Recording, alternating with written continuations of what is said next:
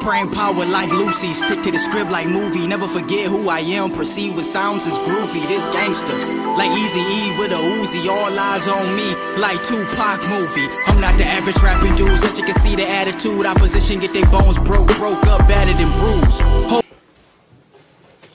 What's up with it? How y'all doing today? Today I want to drop through and I want to discuss a few things. I want to discuss higher spiritual a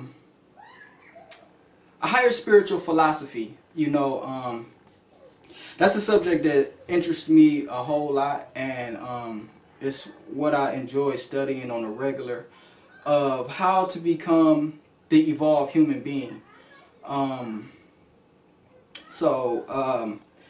As I start off today, I would like to read from a book called Egyptian Yoga from Muta Ashby.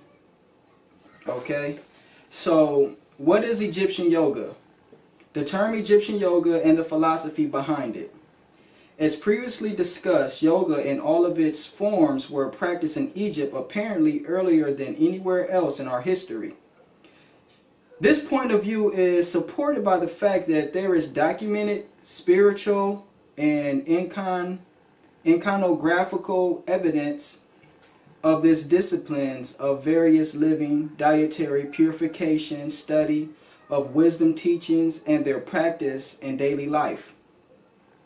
Psychophysical, psycho-spiritual exercises and meditation being practiced in ancient Egypt long before the evidence of its existence is detected in India, including the Indus Valley civilization or any other early civilization, Sumer, Greece, China, etc. The teachings of yoga are at the heart of Pert M. Heru. As explained earlier, the word yoga is a Sanskrit term meaning to unite the individual with the cosmic.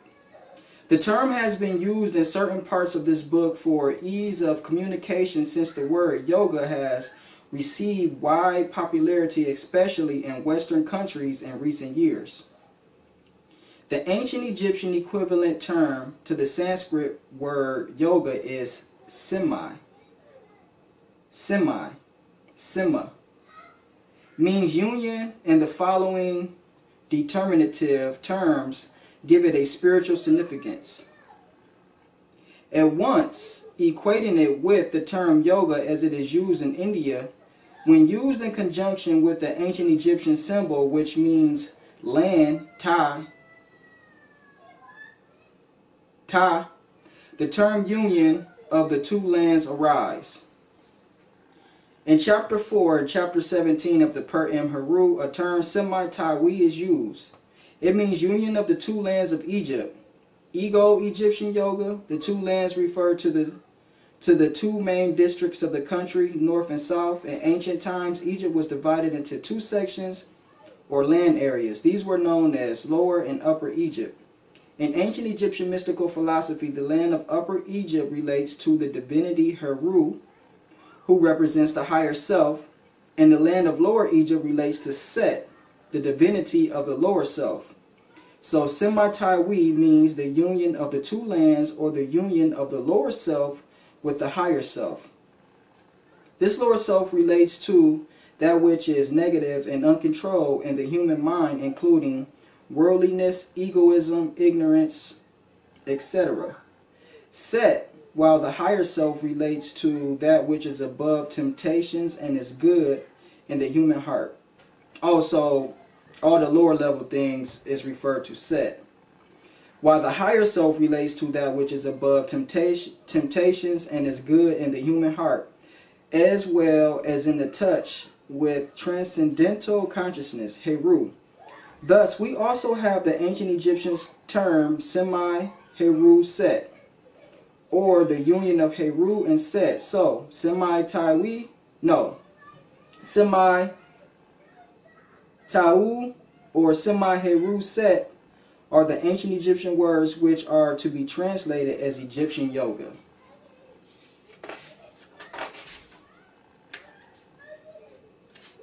So he's explaining in this book here that that yoga is a spiritual philosophy of the union of the lower self with the higher self.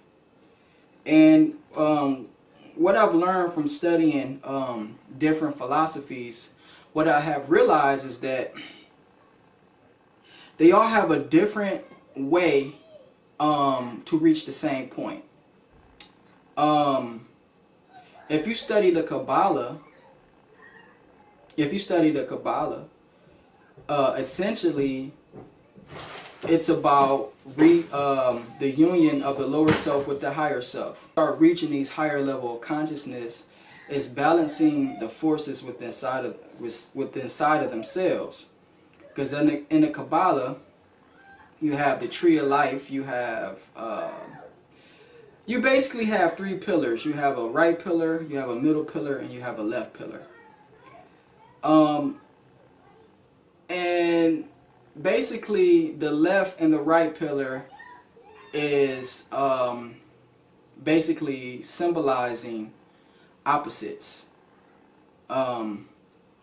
So these opposites inside of the human being must be balanced, and through the balancing of these energies is where a person will start to rise and become the evolved human being. So like I said, I'm gonna be doing some reading today, right? And this is from God Man, the Word Made Flesh by George W. Carey. This is titled John the Baptist. John, or Ionis, is the ointment, oil, that flows down the spinal cord from the reservoir of God, substance in the upper brain, the Most High, the heaved up place, the heaven within. We know that we have in heaven a more enduring substance, Paul. The mysterious circumstances connected with the Bible story of John the Baptist and the information given in Smith's Bible Dictionary prove the holy divine origin of that which was called John, but which means oil in Greek. John's father was said to be a priest of Abia or Abijah. This later in Hebrew means whose father is Jehovah. Jehovah is the upper brain, the Most High, the crystalline dew referred to in medieval Hebrew. Before the oil is raised by the seed, thus giving 1/10 to the Lord, is called the natural or wild, not cultivated, like wild flowers, wild honey. So John was a wild man, a native, a parable, most certainly. His food was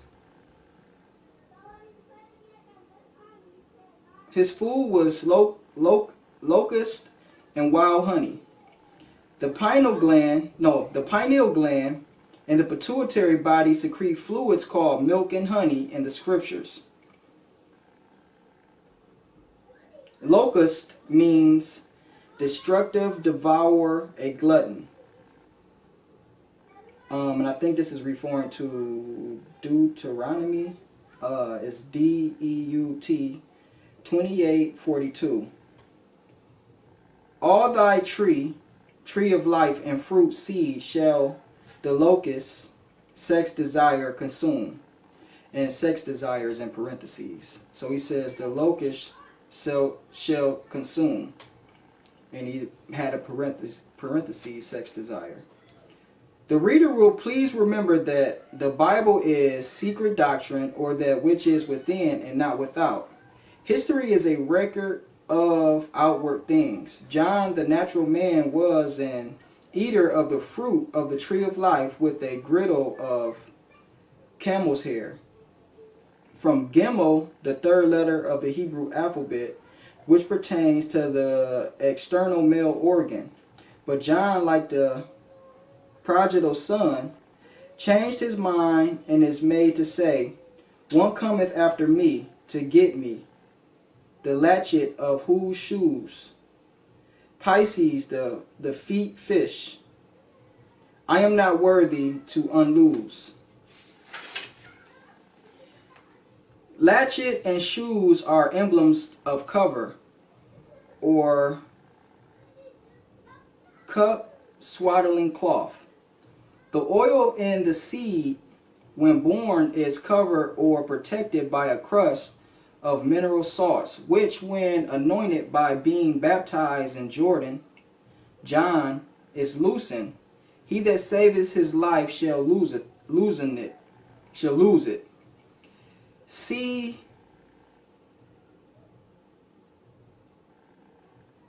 mistranslation of scripture.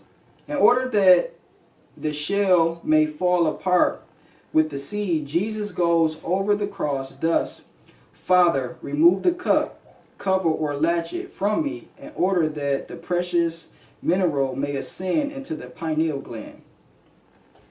So here we have it, esoteric interpretations of the Bible speaking about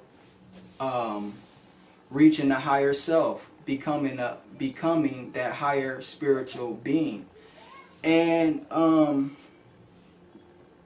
lot of occultists or alchemists or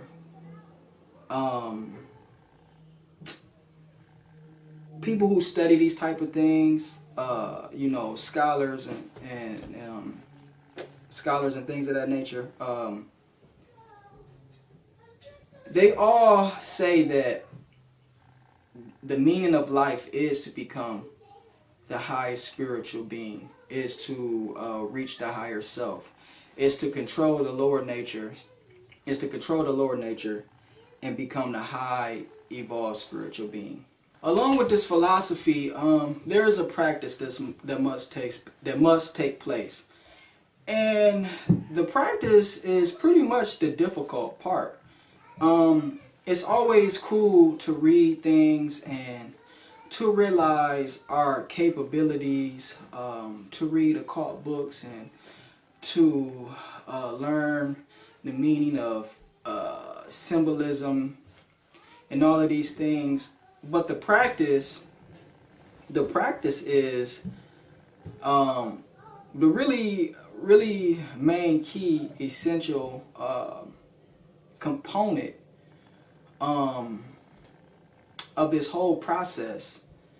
And there are some things that should be done by the individual in order to raise the vibration.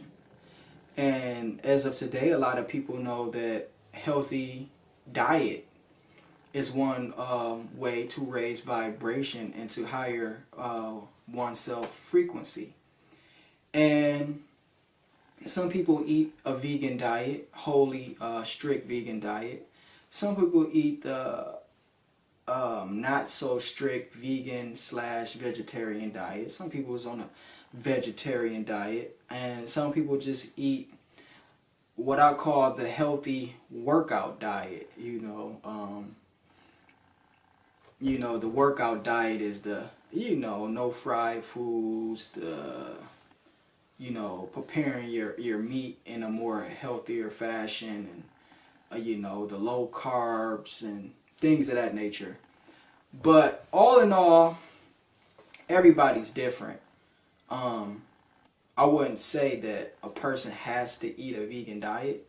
I would say that a person should be aware of the fact that the diet is essential. So they should be doing the best that they could do and what they feel is right for their diet.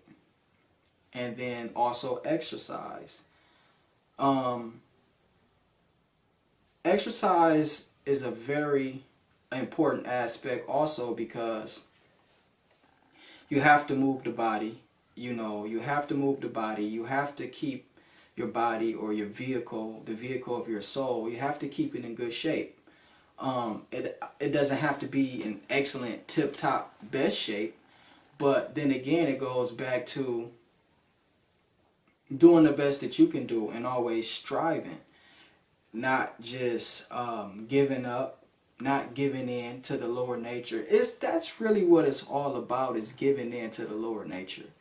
You know, you got negative and you got positive. And under negative, there's a big list of things that involve negativity. Under positive, there's a big list of things that involve positivity. So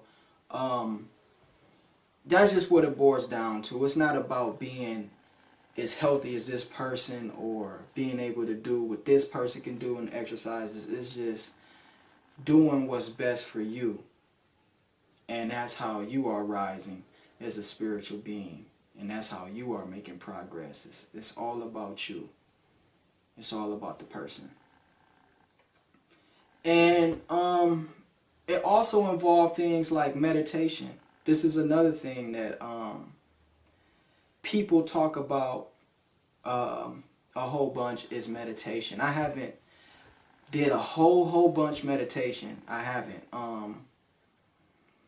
I'm just always trying to do so many different things, work and trying to do things outside of work and with the family and exercising and things like that. You know, I have to manage my time better. But, you know, one of the key points in meditation is breathing. And the whole point of it is to calm your body and to relax and to kind of drift off into a blissful state and to quiet the mind. To tap into the deep hidden mind, you know, and this is where the higher genius lives at, within inside of us. So and then, as I spoke about before, you have the yoga, but the yoga doesn't just deals with stretching. It's more than stretching. The stretching aspect is just one part of yoga, but you know, as I read out the book, the yoga describes the union of the lower self with the higher self. So what's another philosophy? Okay, well, let's get right into it. Let's go to Christianity. If you watch my channel, you know that I speak of Christianity as a later form of Egyptian spiritual practices. And basically, a lot of the things that you see inside of Christianity was taken right out of Egypt. You know, things such as prayer, things such as baptism, priest, the construction of the church or the temple, you know. So basically, inside of this religion that you call Christianity is a philosophy in order to rise, in order for the human being to rise to a higher state. You know, of course, things was changed over time as the knowledge passed through the hands of different individuals. But if you study ancient Egypt and then you study Christianity, you can clearly and easily see where these things came about. So like I said before, you know, reaching for your higher self or living on a higher vibration in a higher frequency, it involves positivity. It involves love. It involves kindness. It involves using your mind, using your imagination, understanding your capabilities, as it involves what you are able to do here in this physical reality. One thing that we must understand is that we have a divine right to experience any and everything that we want to experience. So, you know, it's kind of like this could be used for you, or it could be used against you, because if you don't understand the power that you have in your own thoughts, in your own imagination, in your own divine will, through your own spoken word, then you can actually bring harm to yourself. But if you understand your divine right, if you understand the power of your own thoughts and the power of your own words, you can speak and you could attract whatever it is that you want inside of your life just by simply accepting it. You don't have to accept the current situation in your life. You don't have to accept that. You don't have to accept the ill diagnosis that they may have diagnosed you with. You don't have to accept that. You don't have to accept feeling unhappy.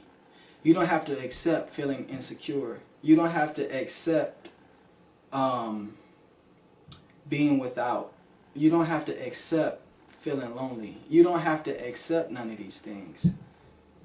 You could change anything in your life or in your world or in your circumstances just by declaring it and meaning it. And it is what it is, you know. And that's important, you know. That's important. And it's true. You know, I'm not saying that I live the best life. I'm not saying that I have the best things. But I know and understand that with all my heart. So I want to end today's video off with a passage from a book called The Miracle Power of Your Mind. And it says, "Though I speak with the tongues of man and of angels, and have not charity, I am become as sounding brass, or a thinking cymbal. This is the greatest love epic ever written. If men and women were to meditate on the inner meaning of this chapter, one of the greatest in the Bible, their lives would be transformed. It is only too true that man use high-sounding words, write beautiful poetry, and give wonderful sermons, yet, unless these words be permeated with love and feeling, they are empty. For example, a man told me recently that his mother was dying in the hospital. His sister visited him, and together they went to the hospital where the girl began to pray audibly. He said the words were beautiful, poetic, and flowery. I can hardly say that. When she had finished, she said to him, 'Were the words not lovely?' And he replied, 'Yes, my dear, they were.' On their way down from the ward, his sister turned to him saying, 'Mother hasn't got a chance, poor thing. She will die shortly.' He told me how stunned he was with surprise. Here is a perfect illustration of what the verse means. Love is freedom. The words used by this good lady were beautiful, and she was sincere enough in her own way. Nevertheless, they were as sounding brass and thinking cymbal. In order to make words effective, they have to be felt as true. It is necessary to pour life, love, and feeling into our words and statements of truth. This girl had not charity, love. Charity in the Bible means love. Love is the Love is the cement that binds. I hope I said that right. If not, y'all, C-E-M-E-N-T. It is that sense of oneness with the Father of all, the Almighty Power. Therefore, love being a deep sense of our unity with God, with love, with the all-powerful, we must, in prayer, become one with our ideal or perfection. In the case of a woman who is sick in the hospital, we must not see her sick or in pain. No, we must have charity or love and see her as the perfect being and offspring of the infinite, clothed with all the qualities and attributes of God. Love frees, it opens prison doors, set free the captives and them that are bound. It gives beauty for ashes, the oil of joy for mourning, and the garment of praise for the spirit of heaviness, that we may become trees of righteousness. A simple treatment used by a son for his crippled mother in Rochester recently was as follows. He did not see her as a cripple. He had charity, which is the love of God or good. This boy healed his belief about his mother through a divine love. He dedicated that he would become as a little child and shed all his preconceived notions and belief about medicine, doctors, verdicts, mother's attitude, etc. Twice daily he prayed in this simple, direct, and spontaneous manner. Mother's life is God's life, and it flows through her now as harmony. Healeth in peace. There is only the one life, and that is God, and God is life. Then he would say to himself, how can the flow of life be impeded? And he reasoned that, in truth, it cannot be. Mother is believing a lie, and she is experiencing the results of her false belief. Now, he said to himself, the truth is God, walks and talks in her. She is healed, made whole, perfect now, this instant. Then every night before going to sleep, in his imagination, he will kiss his mother and fill her with warm embrace. He will hear her say to him, son, a miracle has happened. God has healed me, and I walk. Isn't it wonderful? He will reply, yes, mother, his name is wonderful. Then he will go off to sleep into the arms of the absolute lover. Truly this man spoke with the tongues of angels. The angel means the new attitude of mind, a new perception of good. A new perception of God or good. The angel is the angel at which we look at God. This boy angel there is the only one presence and one power, and it is now moving in his behalf. None shall stay its hands and say unto it, what does thou, love freeze? Love freeze. So, I just wanted to read that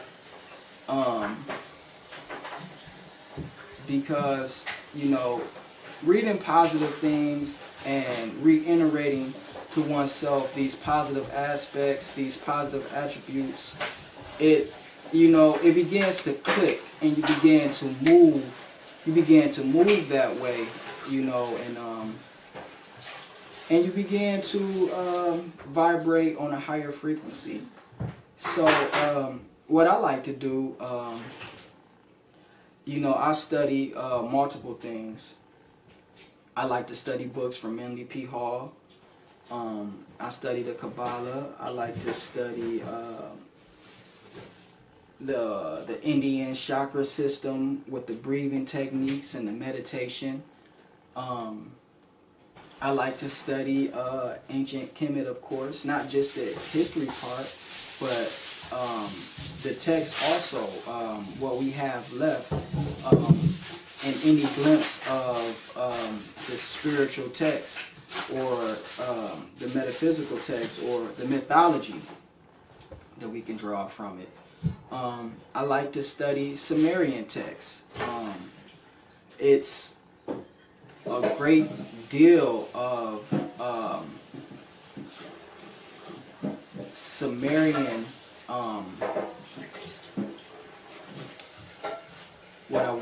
Sumerian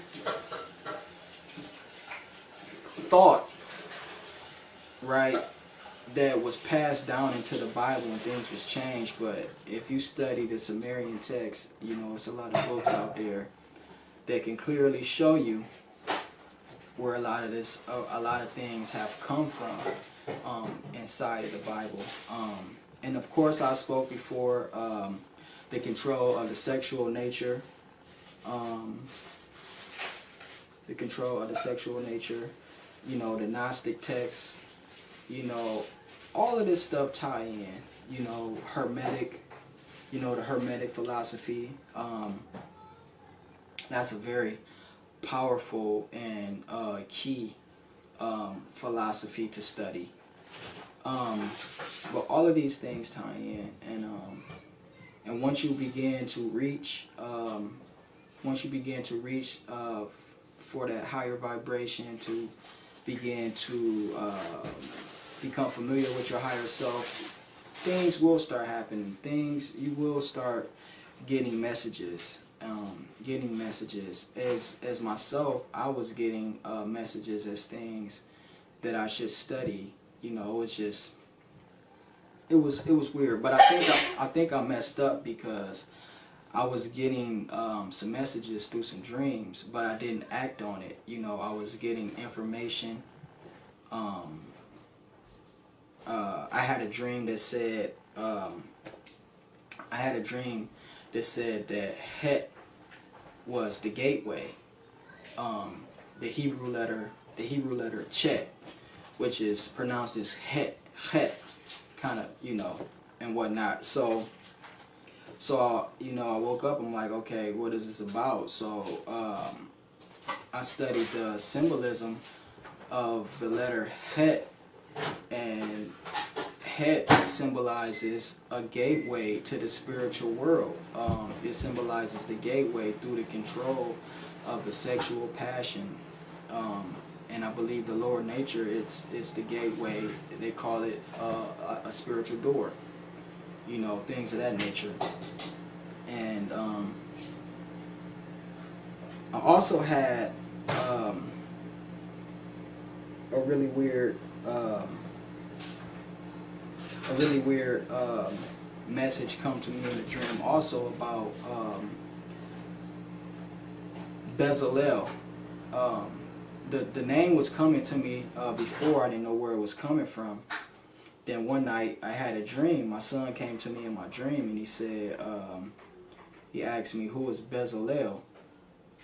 So when I woke up, I Googled Bezalel, and come to find out, Bezalel, it deals with the Old Testament. And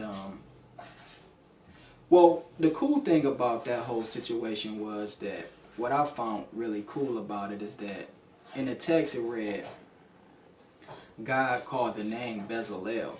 So I thought that was really cool that you have God saying God called the name. You know, he called the name. So it was almost like he invoked Bezalel. You know, that was what was kind of cool about it. But Bezalel basically, he was a master builder, and he built the temple, and he was masterful in clothing and oils, you know. So he constructed the temple along with this. He had a right-hand man, which is another person, I forgot his name. But that was kind of cool because, you know, it was kind of like masonry in the Bible a little bit, just kind of like the King Solomon thing. You know how King Solomon, he built the temple, but the temple is also symbolizing the human body and the human nature, and building the perfect human being through positive attributes, you know, and things of that nature. So, you know, that's just some inspiration if you can take it, is that you know, sometimes stuff sounds a little outlandish, but you know, it's not just hogwash. You know, we live in the physical, but there are higher planes of existence, and you know, there is a higher spiritual aspect in life, you know. And it's not good just to live in the spiritual or be in some spiritual days, but it's also not good to be too materialistic. So it's finding that balance and understanding who you are as a divine human being, because of course the kingdom of heaven is within you. So that's all I wanted to talk about today. You know, I'll be back. I got some things I want to do, got some tricks up my sleeve. So, you know, till we talk again, peace. I'm not the average rapping dude, such you can see the attitude. Opposition get their bones broke up, battered and bruised. Whole crews get chewed like cashews and cash rules. I put my name in the game and that's permanent like tattoos. Who wanna spar with the champ?